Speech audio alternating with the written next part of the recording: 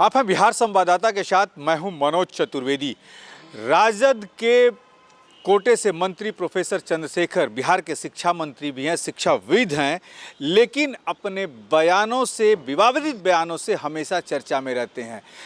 3 दिन पहले उन्होंने कहा कि मुझे न्योता देगा कौन राम मंदिर का, बुलावा आएगा तो निश्चित तौर पर जाएंगे या फिर राम जब बुलाएंगे तब जाएंगे।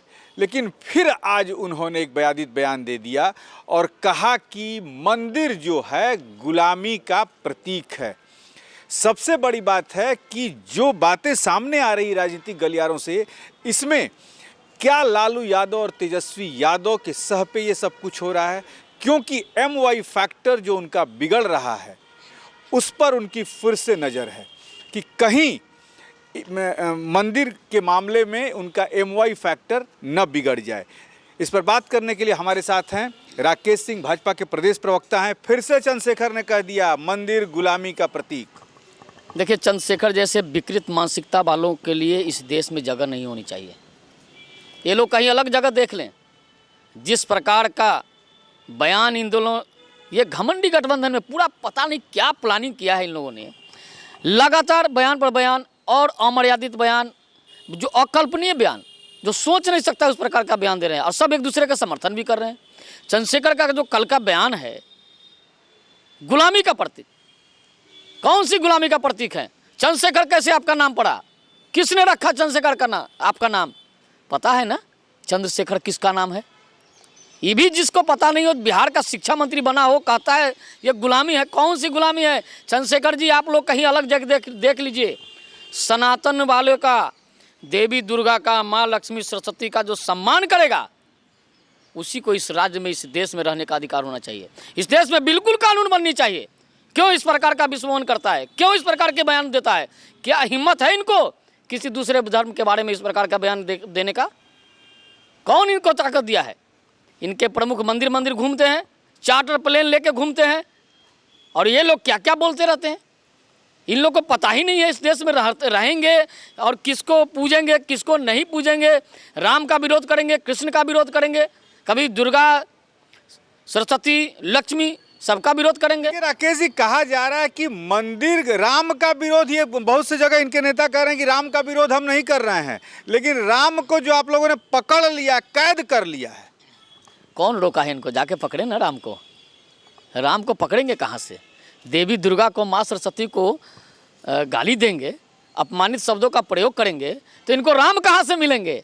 राम और कृष्ण तो तभी मिलेंगे ना जब माँ सरस्वती का आराधना करेंगे, माँ सरस्वती की पूजा करेंगे, माँ लक्ष्मी, माँ दुर्गा की पूजा करेंगे, माँ दुर्गा के बारे में अभद्र टिप्पणी करेंगे। माँ सरस्वती जिह्वा पर आएंगी कहाँ से? इनके जिह्वा पर से माँ सरस्वती हट गई हैं, बिगड़ चुकी हैं इन लोगों के आचरण से। इन गुस्सा में है वो लोग, देवी देवता इस राज्य के, इस राष्ट्र के, इस देश के। मैं देवी देवता का ठेका खाली बीजेपी ही लेके रखी है। कहाँ हम ठेका लेके रखे हैं? क्यों नहीं ये लोग कर रहे हैं? मंदिर में जाएंगे और देवी देवता को गाली देंगे? ये कौन सा फैशन बन गया है? इससे मिलने वाला क्या है? क्या होगा इससे? इससे कुछ नहीं होने वाला है। देवी देवताओं को गाली देना बंद करे, नहीं तो इस देश में, इस राज्य में लोग घूमना फिरना बंद करा देंगे। ये सनातनियों को गाली देना काफ़ी महंगा पड़ने वाला है इन लोगों को। सनातनियों को समझेगा कौन बात? ये तो अपना MY साध रहे हैं कि हमारा मुस्लिम और यादव नाराज मत हो जाए। भाई, ये मुस्लिम भी किसी को आराध्य मानते हैं ना, यादव भी भगवान कृष्ण को पूजते हैं ना, तो फिर राम कृष्ण में अंतर क्या है? और राम और कृष्ण की छुट्टियों खत्म करने वाले ये अपने को जदुवंशी कहते कैसे हैं? माँ सरस्वती की आराधना नहीं करके उनके बारे में शब्दों का प्रयोग करने वाले ये कैसे कह सकते हैं हम कृष्ण के वंशज? कभी कृष्ण ने सबको पूजा है, सबको साधा। राकेश जी, हम आपको रोकेंगे जैसा।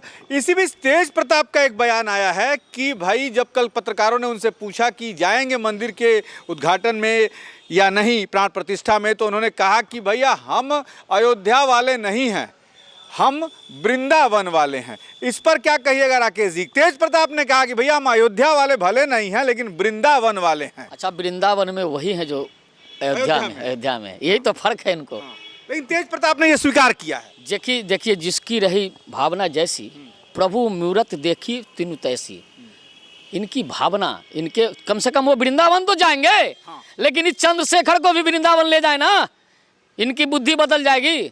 जो दिन रात चंद्रशेखर और बयान बहादुर, जो फतेह बहादुर हैं, सैम पित्रोदा हैं, इनको भी तो थोड़ा भगवान कृष्ण के आश्रम में ले जाएं। अभी तो अयोध्या है, अभी तो अयोध्या में रामलला आए हैं, मथुरा बाकी है, मथुरा में भी बांसुरी बजेगा, भगवान कृष्ण बैठेंगे, चिंता मत करें। तेज प्रताप जाएंगे वहां? बिल्कुल चले ना, चले और इन लोगों को ले जाएं, इनकी बुद्धि बदल जाए थोड़ा, इनकी भगवान इनकी बुद्धि को बदलें। जो ये भगवान को गाली देते हैं, सनातनियों को जो गाली देते थोड़ा सा राजनीतिक प्रश्न पे आ जाएं। केजरीवाल ने दिल्ली पर एक सीट की घोषणा कर, बिना अभी कुछ सीट शेयरिंग हुए ही तमाम अपने अपने दल से लोग घोषणा कर रहे हैं सीटों का कि इस सीट पर हमारा लड़ेगा। मनोज झा का बयान आ गया है कि कहीं कोई घोषणा करे, किसी भी सीट से कोई पार्टी लड़े, सब इंडी गठबंधन के ही कैंडिडेट कहे जाएंगे। मनोज झा ने ये कह के पानी डाला। चिंता मत करें, आरजेडी के सारे सीटों पर खड़ा कर देंगे जदयू के लोग उम्मीदवार। पता चल जाएगा इंडी गठबंधन कहाँ है, ये घमंडी गठबंधन कहाँ है। गोल गोल बोलने से होगा।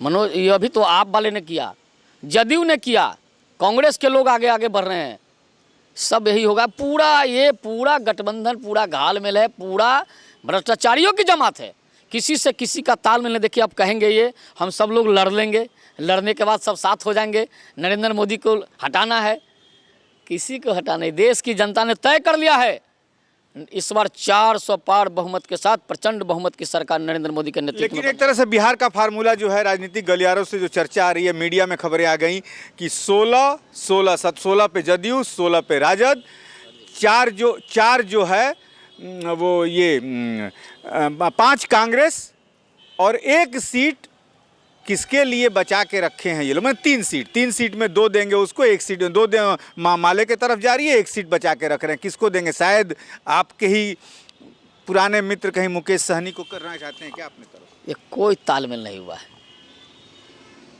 कोई तालमेल नहीं है, कहीं कोई तालमेल नहीं है। किसी का किसी से पटड़े नहीं है, कोई बैठ नहीं रहा है, छुप के बैठ रहा है। लोग गठबंधन करना है तो प्रेम से सबके सामने बैठेंगे ना, छुप के बैठने का क्या है। कोई तालमेल नहीं हुआ है। आप देखेंगे ये लोग सब अलग अलग लड़ेंगे और सब अलग अलग लड़ने के बाद कहेंगे कि अब हमको इंडी गठबंधन में एक मजबूती से सबको साथ होना है। ममता बनर्जी क्या कर रही है? 2 सीट कांग्रेस का, क्या मान जाएगी कांग्रेस? यहाँ पर क्या कहा आरजेडी ने, जदयू ने क्या कहा? आरजेडी को कहा कि आप, ये कांग्रेस को कहा कि आप आरजेडी से बात करो, हमसे मत बात करो। कोई किसी से बात नहीं करेगा, तालमेल कैसे होगा? चुनाव कैसे होगा? साथ में कैसे लड़ेंगे? कोई किसी से बात नहीं करेगा तो आखिर गठबंधन होगा कैसे? सीटों की शेयरिंग कैसे होगी? सबसे बड़ी बात जो राकेश सिंह ने कहा, भाजपा के प्रवक्ता हैं प्रदेश के, कि और ये दिख भी रहा है कि अपने अपने मन से लोग कैंडिडेट खड़ा कर रहे हैं। नीतीश कुमार ने अरुणाचल में भी खड़ा कर दिया और सीतामढ़ी में देवेश चंद्र ठाकुर को भी की भी घोषणा कर दी। आखिर हो क्या रहा है इंडी गठबंधन में? सब लोग अपनी डपली, अपना राग अलाप रहे हैं। समय बहुत नज़दीक आ रहा है, 100 दिन बचे हुए हैं, 100 दिन से भी कम बचा है लोकसभा के चुनाव में, और हमारी नज़र बनी हुई है कि आखिर इंडी गठबंधन बिहार में क्या रंग लाता है। मैं मनोज चतुर्वेदी, पटना।